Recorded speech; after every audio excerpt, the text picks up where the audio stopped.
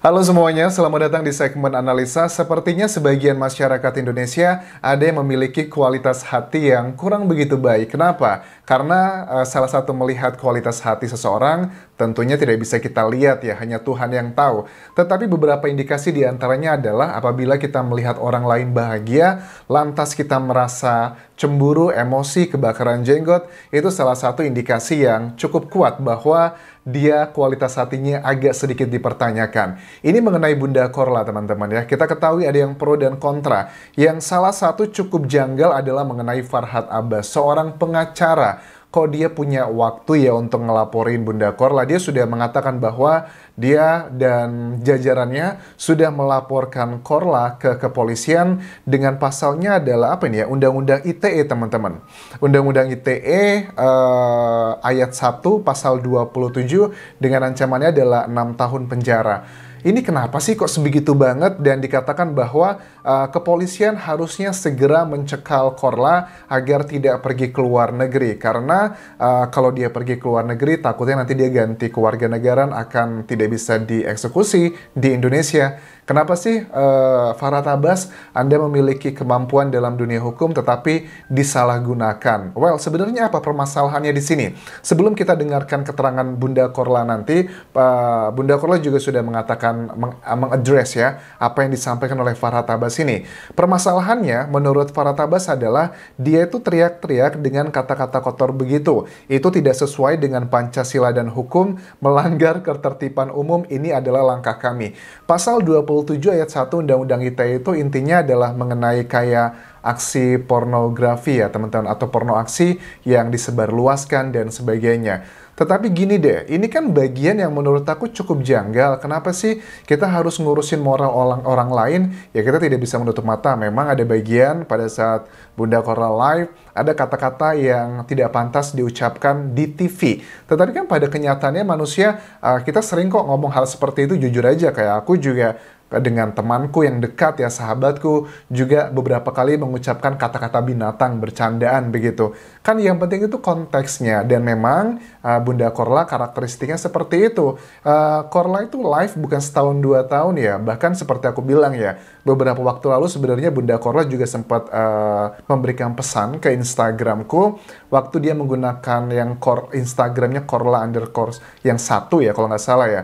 Itu kan kita sedang membahas sebuah kasus mengenai meninggalnya anak salah satu pejabat di Indonesia di luar negeri, tetapi aku tidak setuju dan tidak aku hina juga, ya nggak masalah begitu, karena kita memiliki perbedaan pandangan. Tetapi kenapa Farhad Abbas kalau memiliki perbedaan sudut pandang melihat sesuatu hal, lantas dilaporkan ke kepolisian gitu? Pak polisi itu urusannya banyak banget, ngapain sih ngurusin hal seperti ini? Aku sih berharap bahwa polisi yang menerima laporan Farhad Abbas ini ditolak sajalah, karena kan ini hukum yang apa ya, mengada-ada gitu loh. Ngapain sih ngurusin hal seperti ini? Toh juga kepolisian sekarang tuh lagi heboh dengan banyak kasus yang lain yang jauh lebih penting. Nah, gimana responnya Bunda Korla? Karena kan sekarang dia sudah berada di Jerman, sudah kembali lagi bekerja sebagai seorang pelayan atau waitress ya, di sebuah tempat pusat saji yang fast food, itu adalah McD. Ini tanggapan Bunda Korla, teman-teman.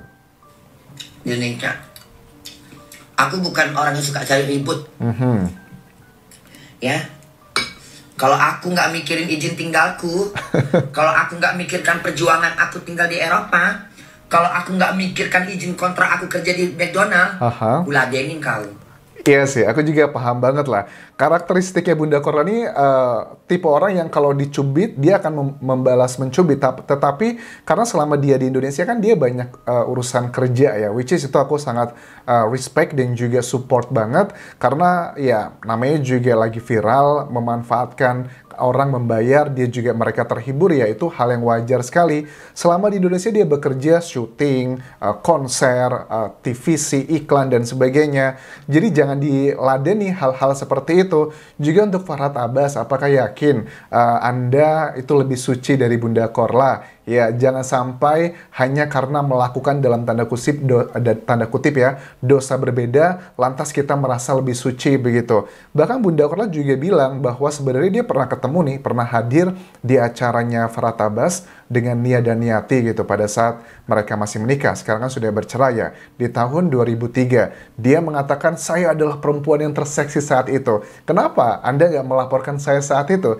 Alasannya gampang banget jawabannya, karena Anda nggak viral saat itu. Sekarang viral, ini adalah bagiannya si Farah Tabas untuk melakukan laporan. Dan menurut Bunda Korla, apakah karena Anda nggak ada kerjaan gitu, pengen namanya itu mau pansos lah biar diwawancara sama media massa? Itu adalah tanggapannya Bunda Korla. Kalau aku nggak mikir, 18 tahun aku berjuang di negeri Eropa ini untuk mempertahankan izin tinggalku, untuk ngedapatin izin tinggal yang lebih bagus, udah kuladenin kau. Ya? Jangan munafik. Jangan munafik, Pak. Jadi orang jangan munafik. Aku pernah jadi perempuan terseksi di acara ulang tahun kau sama Niati. Ya. Perempuan terseksi di acara ulang tahun kau dan Nia dan Niati. Kalau terseksi itu artinya pakaiannya bener-bener yang gimana gitu, 2003 kan ya. Jadi saat itu kita masih cukup bebas ya, apalagi ya nggak banyak aturan seperti saat ini ya. I leave it, aku nggak mau pro dan kontra, tetapi hanya menggambarkan konteksnya seperti apa. Ya, 2003, ingat nggak? Ya ingat. Kenapa kau nggak teriak pada saat itu? Kenapa kau teriak aku udah viral? Kenapa? Ngedombreng. Maksudnya ngedompleng ya. Karena kan memang ini kayaknya orang Indonesia tuh kangen sama almarhum Olga ya. Karena kalau aku lihat gayanya Bunda Korla, bercandaannya, ngobrolnya, memang tipikal seperti almarhum Olga ya. Sering kata-katanya juga ada yang keliru, sulit, dan sebagainya.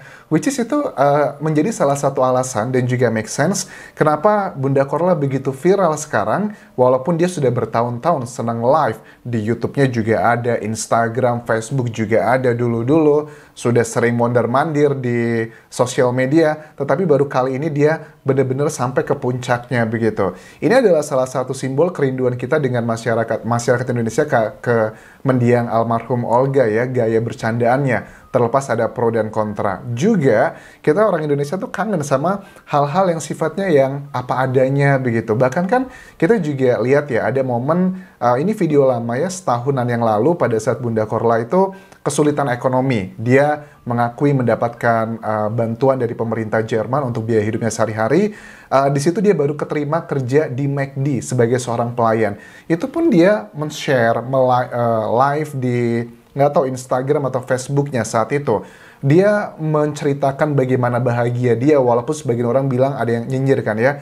Ya elah, baru jadi pegawai McD aja udah seneng banget. Inilah tipikal orang-orang yang hatinya buruk menurut aku. Kenapa sih kita nggak ikut bahagia aja dengan kebahagiaan orang lain?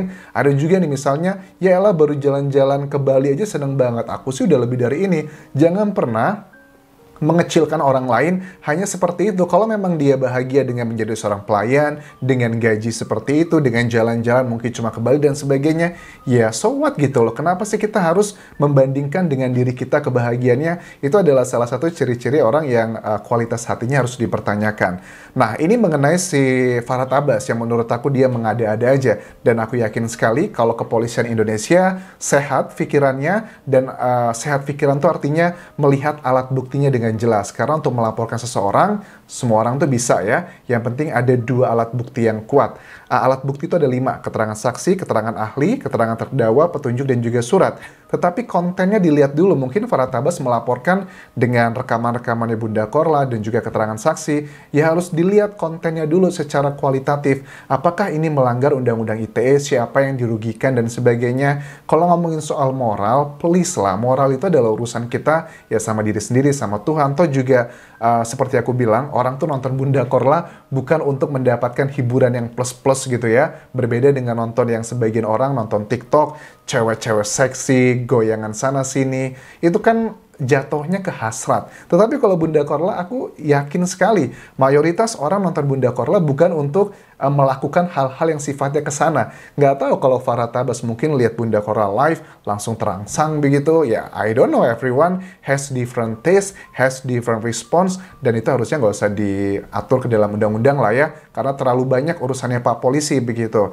Terus mengenai uang 100 juta rupiah yang terjadi perdebatan dengan Nikita Mirzani, Bunda Korla dengan tegas menegaskan sudah mengembalikan uang tersebut, dan ya sepertinya Bunda Korla dan juga teman-teman dekatnya lagi low profile gitu, nggak mau ngebahasnya lebih lanjut. Dan Nikita Mirzani juga tetap sih dia berbicara lantang di sejumlah wawancaranya mengenai Bunda Korla ini. Tapi Bunda Korla sepertinya nggak mau meladeni lebih lanjut, karena bagi aku untuk urusan dengan Nikita Mirzani, kalaupun dia menang akan jadi arang, kalaupun dia kalah dia akan jadi abu. Jadi nggak akan ada yang untung sebenarnya. Tetapi ya Nikita Mirzani mengatakan bahwa saya itu marah karena dia sudah membawa anak-anak saya gitu, menghina dan sebagainya. Walaupun Bunda Korla sudah minta maaf, tetapi kan Nikita Mirzani juga harus fair dong.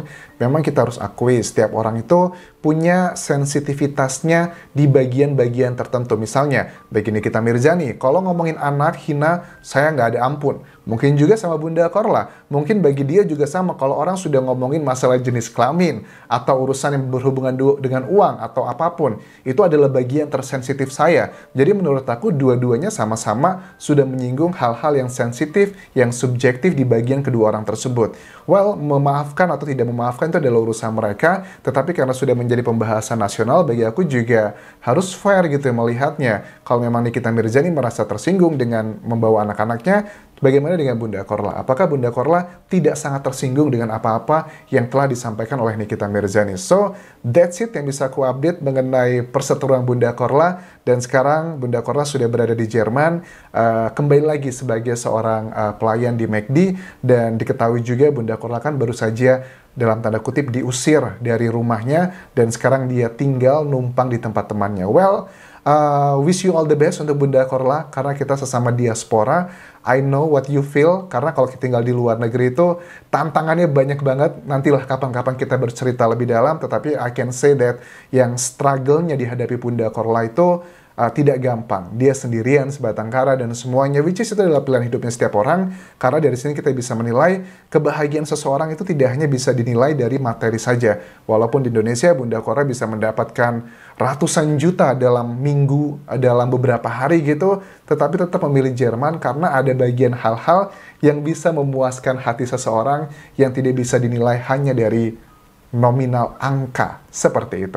Terima kasih sudah menonton. Sampai ketemu lagi di video berikutnya. Tinggalkan like, komen, subscribe channel YouTube ini, follow Instagram dan Facebook pageku di Anjasa Asmara, juga follow TikTokku. Aku baru buat di Analisa Anjasa Asmara juga. Sampai jumpa teman-teman. Bye bye.